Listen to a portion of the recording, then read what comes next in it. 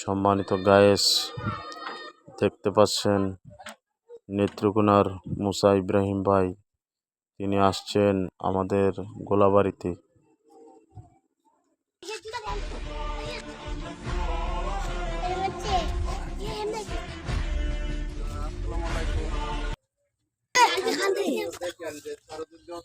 প্রচুর পানি, যখন পর্যাপ্ত পরিমাণ পানি হয় সেই ক্ষেত্রে অনেকের ঘরের মধ্যে এই পানিগুলো উঠে যায়।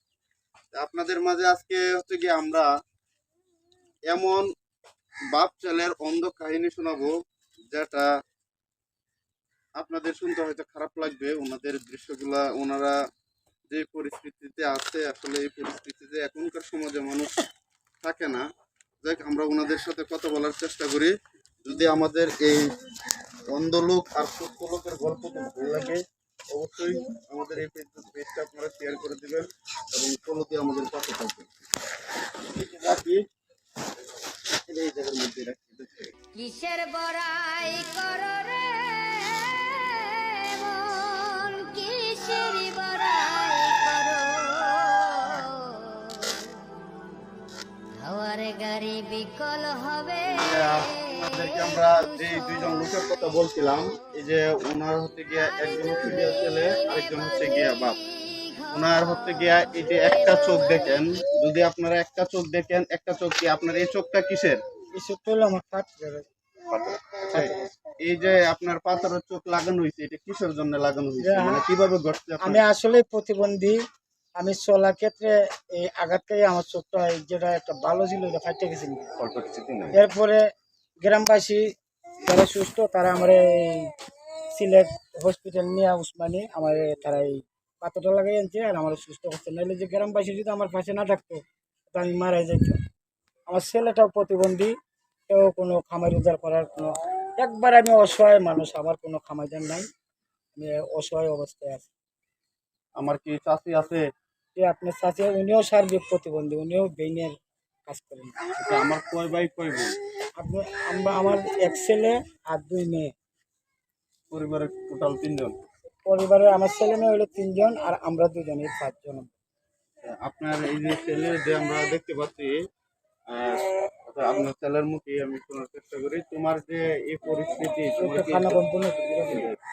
আপনি বলেন এই আপনার যে ছেলের যে পরিস্থিতি হয়েছে, চোখে দেখতে পায় না, এটা হচ্ছে গিয়া সে কি জন্ম থেকে নাকি আপনার কোনো দুর্ঘটনা? না না, এ জন্ম থেকেই ওই চোখে দেখে না, এরপরে এখন কানেও শুনে না, চোখেও দেখে না। আমি তো চিকিৎসা করা, তো আমি তো নিজেই জানতে চাইতে পারি না, তারই চিকিৎসা করবো কিভাবে। আমি খুব অসহায় আছি, অসহায় অবস্থায় আছি।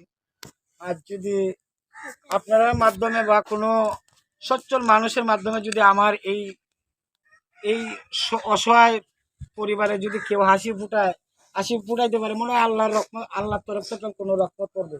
আমি একবারে অসহায় মানুষ, আল্লাহ ছাড়া কোনো উপায় নাই। আর যদি আপনার মতো কোনো সচ্ছল মানুষের যদি আমাদেরকে, আমরা বাপ পুত্রদেরকে যদি এই বাংলার বা বাইরের কোনো ভাই বন্ধুরা যদি আমার সাহায্য করে, স্যাররা, এটাই আমার জীবনটা মনে হয় সার্থক। কিসের বড়াই করো রে কি বলেন যে ওনাকে যদি আমরা অনুদানগুলো ওনার এই অসহায় মানুষের পাশে আমরা দিয়ে যাই, সেই ক্ষেত্রে কি এটাই ঠিক?